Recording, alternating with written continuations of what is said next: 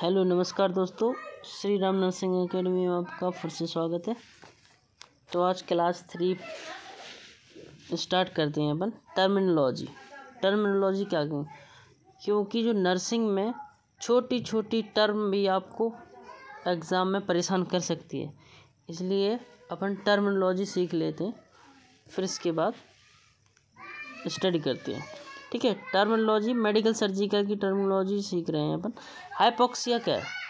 Hypoxia क्या है? Lack of oxygen in body tissue. Hypoxia body के जो टिश्यू है उनमें ऑक्सीजन की कमी हो जाना। इससे रिलेटेड ही एक और टर्म है hypoxaemia.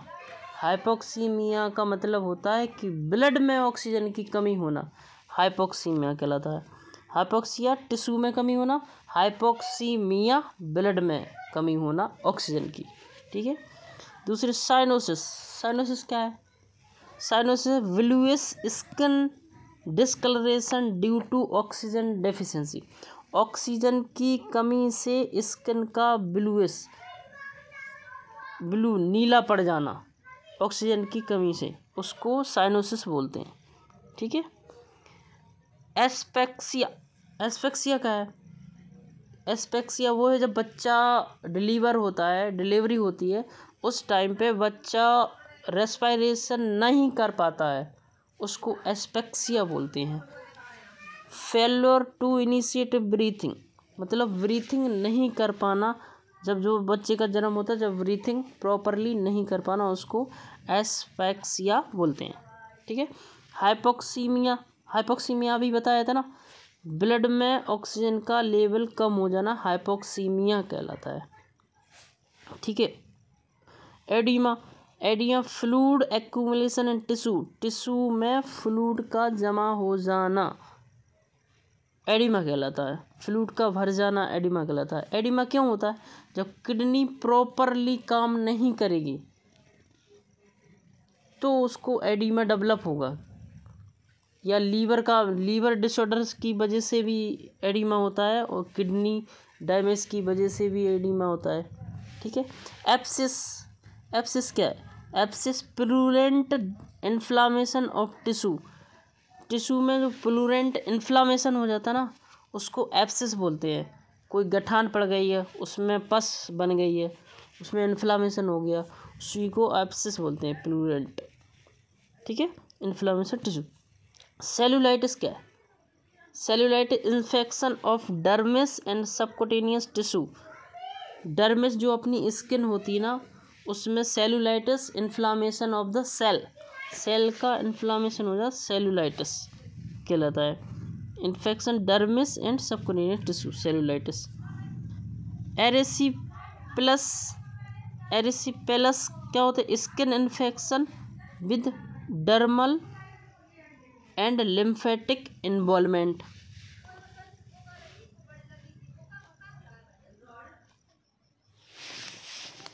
Burn and wound management. Burn जो जल गया पेशेंट, उसका मैनेजमेंट कैसे करोगे, या वुंड है उसका मैनेजमेंट कैसे करोगे? तो बर्न का मैनेजमेंट करते हैं rule of 9 assessment of burn severity. Rule of 9 के अकॉर्डिंग करते हैं। रूल ऑफ 9 क्या है? रूल ऑफ 9 है कि जो बर्न है वो कितना सीवियरिटी है। सिर जला है तो 9% हुआ, एंटीरियर चेस्ट और एब्डोमेन जला तो 18% जला हुआ है, हाथ जला है एक तो 9%, दूसरा हाथ जला है तो वो भी 9%, पैर जले हैं 18%। ठीक है, दूसरा पैर जला है 18%। ठीक है, ग्रोइन एरिया जला है 1%। तो ऐसे पूरा टोटल मिला के 100% हो जाता है। अब 100% में से जैसे हाथ जला है, एक हाथ जला है और एब्डोमेन और छाती जली है, तो 27% हुआ, दोनों को मिला के 27% बर्न हुआ। तो इसका एक फॉर्मूला है 4 ml into total body surface area into body weight. ये इसका फॉर्मूला है, इसी के अकॉर्डिंग रूल ऑफ 9 के थ्रू उसको फ्लूइड दिया जाएगा। ठीक है। बर्न की डिग्री कितनी होती है? फर्स्ट डिग्री होता है, second degree, third degree. Burn classified by depth and pain के अकॉर्डिंग उसकी डिग्री। फर्स्ट डिग्री में थोड़ा बर्न होगा, ठीक है। बर्न सेकेंड डिग्री में ज़्यादा बर्न होगा, पेन भी होगा। थर्ड डिग्री में पेन नहीं होगा, क्लासिफाइड डेप्थ एंड पेन के, ठीक है। फर्स्ट डिग्री में एपिडर्मिस जल जाएगी, सेकेंड डिग्री में एपिडर्मिस, डर्मिस, सबक्यूटेनियस तक पहुंच जाता है, ठीक है। ये स्किन ग्राफ्ट, स्किन ग्राफ्ट क्या है? ऑटोग्राफ। ऑटोग्राफ मतलब फ्रॉम पेशेंट ओवन स्किन, मतलब जो पेशेंट है ना वो खुद की स्किन को अलग दूसरी जगह से खिंचवा के जहाँ पर ग्राफ्ट होना है उस जगह पर उसका इम्प्लांट करवाता है, उसको बोलते हैं ऑटोग्राफ। एलोग्राफ मतलब फ्रॉम जेनेटिकली अनरिलेटेड डोनर, जो जेनेटिकली है ना अनरिलेटेड, जो रिलेटेड में नहीं है, उसको बोलते हैं एलोग्राफ, ठीक है। कोलोंकिया, कोलोंकिया क्या है? What is this koilonychia? Koilonychia है स्पून शेप्ड कॉनकेव नेल। जो नेल है ना वो स्पून शेप के हो जाए, अभी तो ऐसे हैं पर जो स्पून बनती है ना ऐसे टाइप की, वो हो जाए तो उसको बोलते हैं कोलोंकिया, ठीक है। चॉपस्टिक साइन, चॉपस्टिक साइन क्या है? चॉपस्टिक साइन हाइपोकैल्सियम में दिखता है। Facial muscles spasm indicate hypocalcaemia. अगर फेशियल मसल्स पे टैपिंग करो, फेस की जो मसल्स होती है उस पर टैपिंग करो तो फेस के जिस साइड आप टैपिंग कर रहे हो उस साइड मसल्स इरिटेट हो जाएंगी, मसल्स में स्पाज्म होने लगेगा। ये किसकी कमी से होता है? हाइपोकैल्सीमिया की कमी। हाइपोकैल्सीमिया से दूसरा साइन है ट्राउसिसान। ट्राउसिसान क्या है?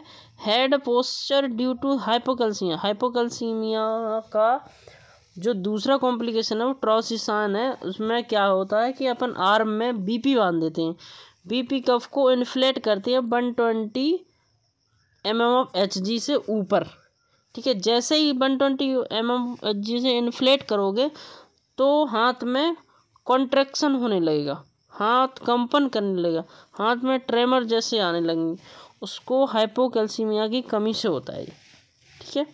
ग्रेव्स डिसीज़ क्या है?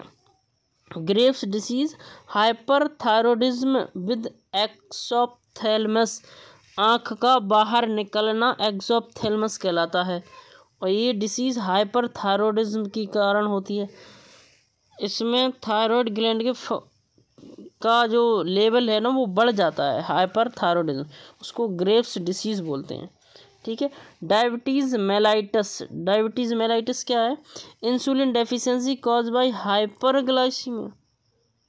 हाइपर, इसमें क्या है? ग्लाइसीमिया का लेवल बढ़ जाता है, हाइपरग्लाइसीमिया बोलते हैं। शुगर का लेवल बढ़ जाता है, जिसे बोलते हैं शुगर का लेवल बढ़ जाता है, इंसुलिन की डेफिशिएंसी हो जाती है, उसको डायबिटीज़ मेलाइटस बोलते हैं। ये दो प्रकार की होती है, फर्स्ट डायबिटीज़ मेलाइटस और second dependent insulin dependent diabetes mellitus और non insulin dependent diabetes mellitus, दो टाइप की होती हैं।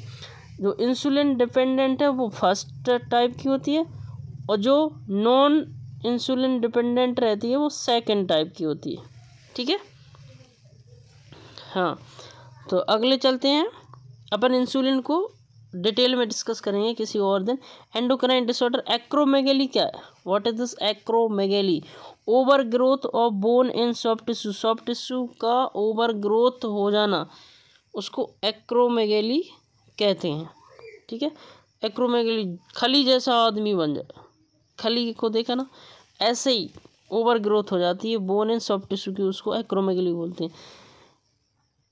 गिगेंटिज्म, गिगेंटिज्म क्या है? Hyper functioning pituitary gland in pre pubertal children, children में अगर हाइपर फंक्शनिंग हो जाए पिट्यूटरी ग्लैंड, पिट्यूटरी ग्लैंड के फंक्शन बढ़ जाए प्री प्यूबरटल चिल्ड्रन में, तो उसको गिगेंटिज्म बोलते हैं, ठीक है। एडिसन डिसीज, एडिसन डिसीज क्या होती है? Adrenal insufficiency due to ACTH deficiency, Addison disease होती है जिसमें एड्रीनल की कमी हो जाती है, एड्रीनल से जो हार्मोन निकलते हैं उसकी कमी हो जाती है, इनसफिशिएंसी हो जाती है, उसको एडिशन डिसीज कहते हैं। कुशिंग सिंड्रोम में excessive cortisol due to the high ACTH, Cushing syndrome में इसका लेवल बढ़ जाता है, एड्रीनल ग्लैंड से जो हार्मोन निकलते हैं उनका लेवल बढ़ जाता है, उसको कुशिंग सिंड्रोम कहते हैं। अगर लेवल कम हो जाए तो एडिशन डिसीज बोलते हैं इसका, ठीक है। Diabetes and related issue, diabetes ketoacidosis होने लगता है डायबिटिक वाले पेशेंट में, ठीक है। Complication of diabetes with ketone buildup, जो फैट का ब्रेकडाउन करके कीटोन बॉडी बनती है डायबिटीज़ वाले पेशेंट में, उसको डायबिटिक कीटो एसिडोसिस बोलते हैं। HbA1c एक जांच करवाते हैं अपन डायबिटिक वाले मरीज को, जिससे पता लग जाता है 3 महीने की शुगर का पता लगता है इसमें। HbA1c measure of long term blood sugar, कितने दिनों से शुगर है ये पता लग जाता है HbA1c से, ठीक है। SGLT2 inhibitor medication for type 2 diabetes promoting glucose exertion. अब जो टाइप 2 डायबिटीज मेलाइटस है वो डिपेंडेंट रहती है, जो ओरल हाइपोग्लाइसेमिक ड्रग लेनी पड़ती हैं, वो टाइप 2 डायबिटीज़ है, ठीक है। और टाइप 1 डायबिटीज़ इंसुलिन के द्वारा ही कवर हो जाती है, ठीक है। रीनल ग्लाइकोसूरिया क्या है, जो ग्लूकोज है ना वो यूरिन में आने लगता है। Occur when blood sugar level exceed 180 mg% leading glucose spelling into urine, urine में ग्लूकोज आने लगता है, ठीक है। इसको इरेज कर दें अपन।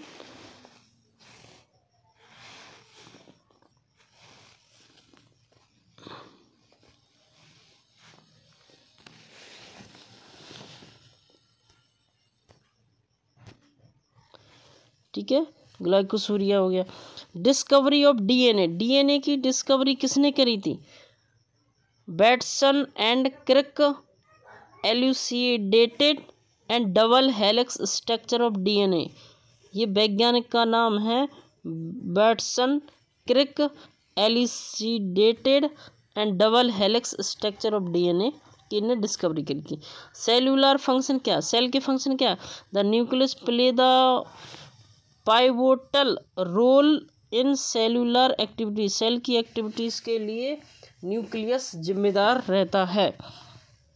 टिश्यू एट्रोफी क्या है? टिश्यू एट्रोफी को decrease organ and tissue size due to decrease cell number, जो बूढ़े लोग होते हैं उनमें और डिक्रीज ऑर्गन और टिश्यू और सेल का डिक्रीज हो जाता है, जिससे कि उनकी हाइट भी कमज़ोर हो जाती है और वो झुक के चलने लगते हैं और उनकी खाल भी लटकने लगती है, उसको टिश्यू एट्रोफी बोलते हैं, ठीक है। एनारोबिक ग्लाइकोलाइसिस जो ऑक्सीजन की अपसेंट में रेस्पिरेशन करे। Tissue convert glucose to lactic acid without oxygen, इधर ऑक्सीजन नहीं है, ऑक्सीजन होती तो वो एरोबिक कहलाता, यहाँ एनारोबिक है। एनारोबिक मतलब without oxygen, term anaerobic glycolysis, glucose का टूटना ग्लाइकोलाइसिस कहलाता है, ठीक है। ठीक है दोस्तों, धन्यवाद। अब आगे फिर अगले टर्मिनोलॉजी अपन डिस्कस करेंगे अगली क्लास में, ठीक है। अगर आपको क्लास अच्छी लगी हो तो चैनल को लाइक, शेयर एंड सब्सक्राइब करें, ठीक है। आप सभी को नई साल की बहुत बहुत शुभकामनाएं। आप आगे बढ़ते रहें, ऐसे ही ऊंचाइयों को छूते रहें, ठीक है दोस्तों। पढ़ते रहें, सफलता एक दिन ज़रूर मिलेगी। कोशिश करने वालों की कभी हार नहीं होती, पता है, तो आप कोशिश करते जाइए, सफलता ज़रूर मिलेगी, ठीक है। थैंक यू दोस्तों।